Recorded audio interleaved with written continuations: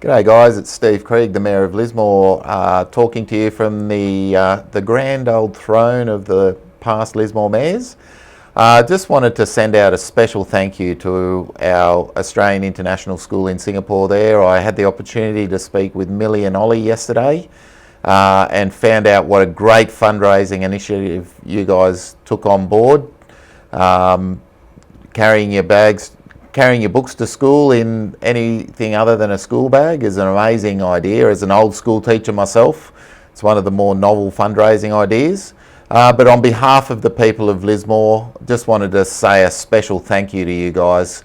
You know, being all the way over in Singapore and still keeping watch on what's happening in Australia really means a lot to us. So thank you so much for all your efforts. To the girls that blew up that lifeboat, good job. Proud of you. We needed one about 8 weeks ago, but really grateful for the effort that you've put in, and keep the hard work up, listen to your teachers and be good to your parents. See you later.